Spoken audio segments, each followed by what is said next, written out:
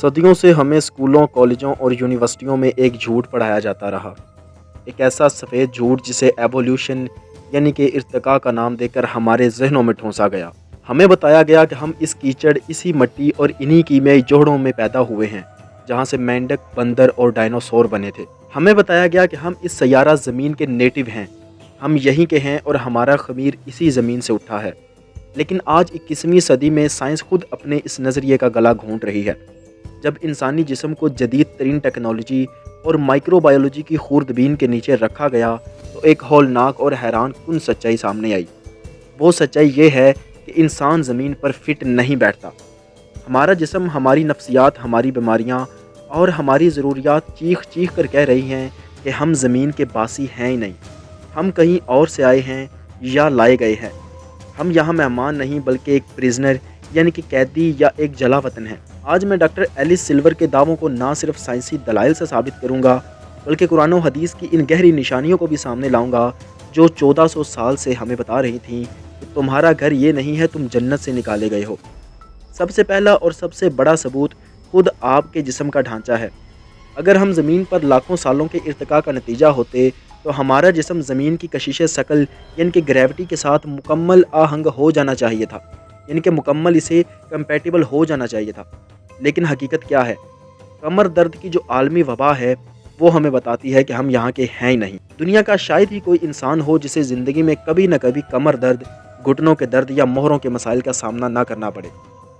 سائنسدان doctor else silver کہتے ہیں کہ یہ درد اس بات کا ثبوت ہے کہ انسان ایک ایسے سیارے پر ارتقاء پذیر ہوا جہاں کشش ثقل زمین سے کم تھی، یعنی انسان کو کسی ایسی جگہ پر بنایا گیا جہاں کی کشش ثقل زمین کے مقابلے میں بہت کم تھی۔ ہم زمین پر سیدھے کھڑے ہونے کی کوشش کر رہے ہیں لیکن زمین کی کشش ہمیں نیچے کھینچ رہی ہے۔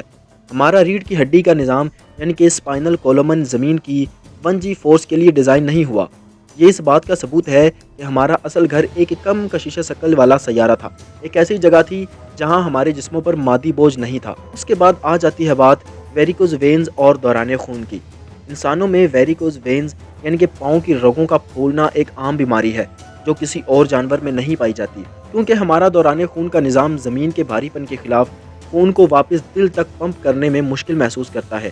یہ ڈیزائن فالٹ نہیں، یہ رونگ پلانٹ سنڈروم ہے۔ اس کے بعد اسلام ہمیں بتاتا ہے کہ ہمارا اصل گھر جنت ہے اور جنت کے بارے میں جو روایات ملتی ہیں وہاں ہمارے جسم کثیف، مادی بوجھل نہیں ہوں گے بلکہ لطیف اور نورانی ہوں گے۔ وہاں کشش ثقل کا یہ جبر نہیں ہوگا جو ہمیں زمین پر تھکا دیتا ہے۔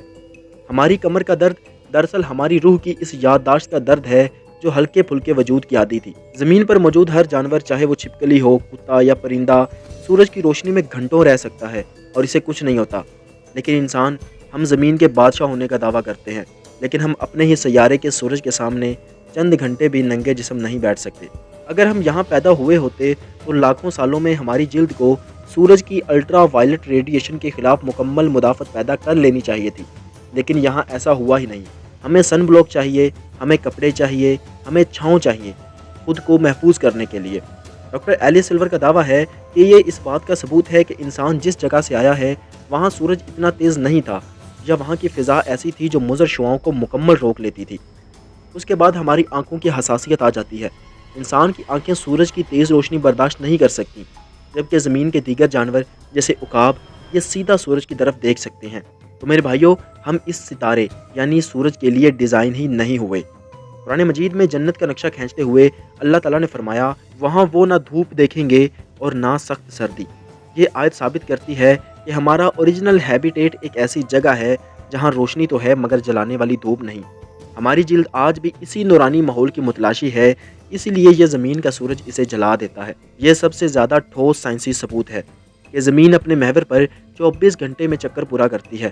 یہاں رہنے والی تمام جانوروں اور پودوں کی حیاتیاتی گھڑی یعنی کہ سرکیڈین ریدم ہے جو وہ 24 گھنٹے پر سیٹ ہے۔ لیکن انسان، جب انسانوں کو غاروں یا بنکروں میں رکھا گیا جہاں سورج کی روشنی نہیں تھی تو حیرت انگیز طور پر انسانی جسم نے قدرتی طور پر 25 گھنٹے کا سائیکل اپنا لیا۔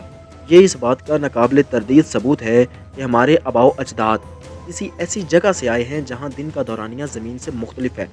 ہمارا جسم آج بھی اسی کائناتی گھڑی پر چلنے کی کوشش کر رہا ہے لیکن زمین زبردستی اسے 24 گھنٹے کے چکر میں گھسیٹ رہی ہے۔